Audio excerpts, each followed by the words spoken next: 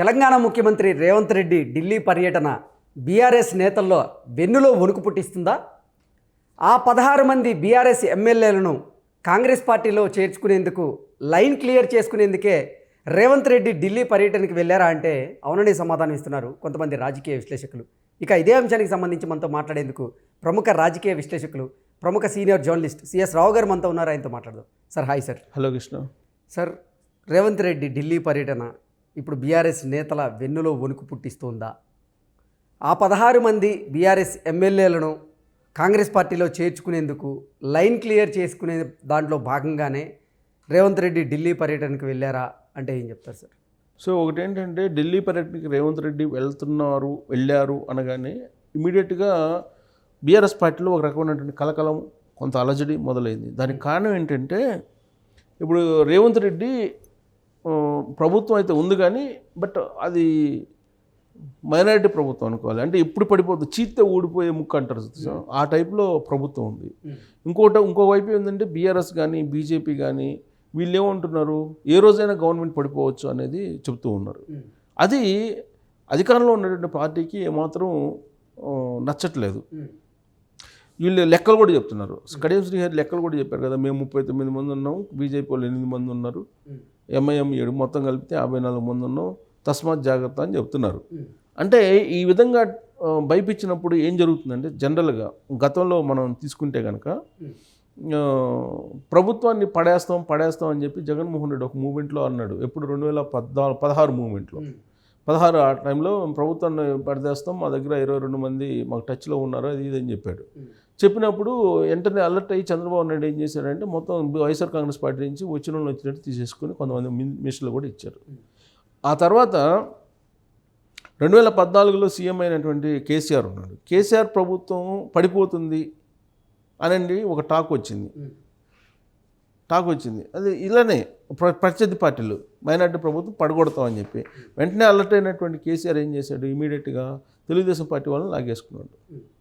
Telugu Desam party ఎమ్మెల్యేలు అప్పుడు 15 మంది ఉంటే వాళ్ళలో దాదాపు చాలామందిని లాగేసుకున్నాడు ఆయన. ఆ తర్వాత సెకండ్ ఫేజ్లో కాంగ్రెస్ వాళ్ళు లాక్కున్నాడు అవసరం లేకపోయినప్పటికీ. సో ఇప్పుడు సేమ్ సిచ్యువేషన్ అప్పుడు 2014లో ఆంధ్రప్రదేశ్లో, అలాగే 2014 నుంచి 19 మధ్యలో జరిగినటువంటి పరిణామాలు ఇప్పుడు ఆ తెలంగాణలో 2014, 18 మధ్య జరిగిన పరిణామాలు అవి కనుక గుర్తు చేసుకుంటే రాబోయేటువంటి రోజుల్లో రేవంత్ రెడ్డి కూడా అధికారంలో ఉన్నాడు కాబట్టి ప్రత్యర్థి పార్టీలు ఎవరైతే ప్రతిపక్ష పార్టీ ఉన్నారో అక్కడి నుంచి ఎమ్మెల్యేలను తీసుకునేటువంటి అవకాశం ఉంది స్ట్రెంథన్ కావడానికి. సో తీసుకోక తప్పదు, ఎందుకంటే వీళ్ళే రెచ్చగొడుతున్నారు కదా. వీళ్ళే రెచ్చగొడుతున్నప్పుడు ఖచ్చితంగా వాళ్ళని తీసుకునే అవకాశం ఉంది.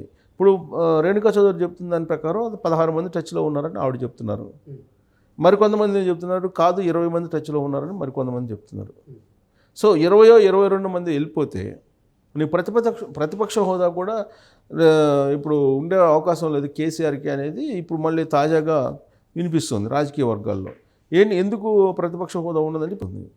సో కాబట్టి ఇప్పుడు రేవంత్ రెడ్డి ఎట్టి పరిస్థితుల్లో కూడా కాంగ్రెస్ పార్టీ ఎమ్మెల్యేలని ఖచ్చితంగా కొంతమంది వచ్చేవాళ్ళు ఉన్నారు.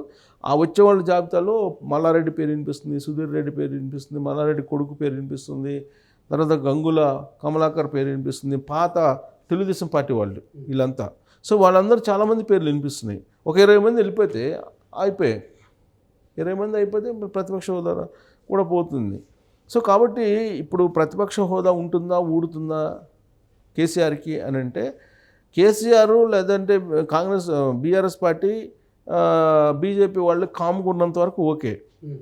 కానీ కామ్గా వాళ్ళు కనుక రెచ్చగొట్టే పరిస్థితి ఉంటే కనుక ఖచ్చితంగా కాంగ్రెస్ పార్టీ తీసుకునే అవకాశం ఉంది ప్రత్యర్థి పార్టీలు.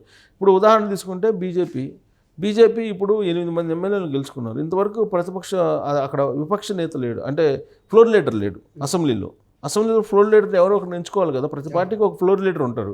కానీ ఫ్లోర్ లీడర్ లేకుండా అసెంబ్లీ సమావేశాలకు హాజరైనటువంటి ఒకే ఒక పార్టీ బీజేపీ.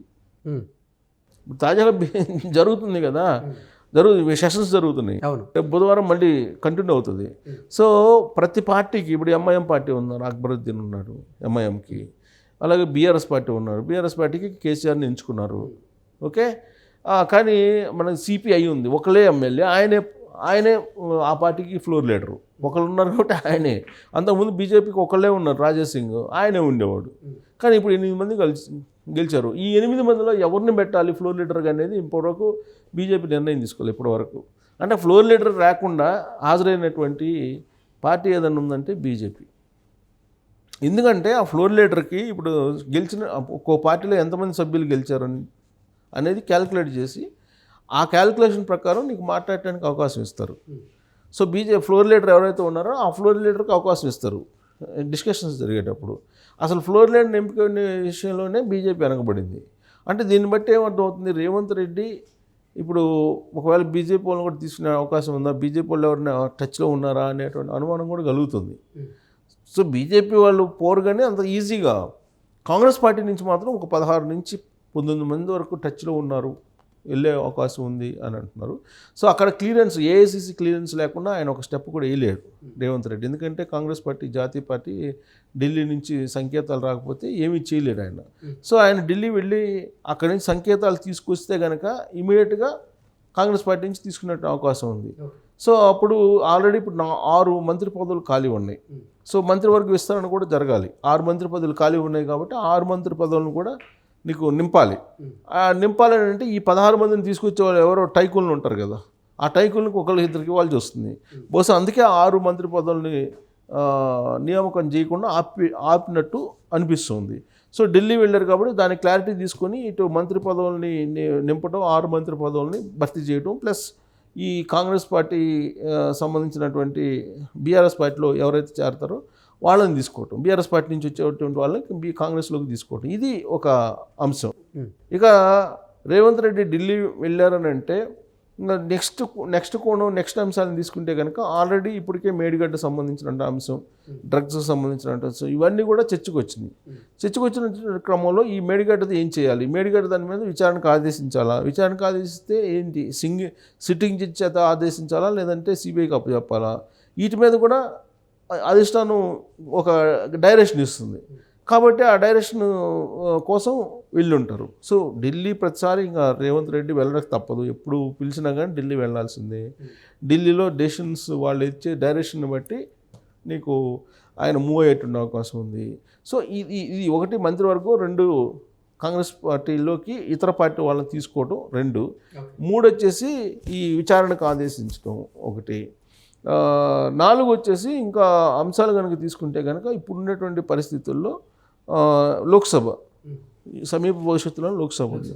సో లోక్సభకు ప్రిపరేషన్ ఎలా అవ్వాలి అనేది ఒక దిశానిర్దేశం ఇచ్చేటువంటి అవకాశం ఉంది. ఎంఐఎం తోటి కలిసి వెళ్ళాలా, ఎంఐఎం తోటి పొత్తు పెట్టుకోవాలా ఏంటి అనేది దాని మీద కూడా ఒక క్లారిటీ వచ్చేటువంటి అవకాశం ఉంది. సో ఇన్ని couple of issues Revanth Reddy Delhi టూర్లో ఉన్నటువంటి క్రమంలో ఈ బీఆర్ఎస్ పార్టీ చాలా జాగ్రత్తగా అబ్జర్వ్ చేస్తుంది. ఎందుకంటే ఎంఐఎం కన్నా జారిపోతే బీఆర్ఎస్ పార్టీ పోతుంది, పర్ఫార్మెన్స్ వచ్చే ఎన్నికలు చేయలేదు.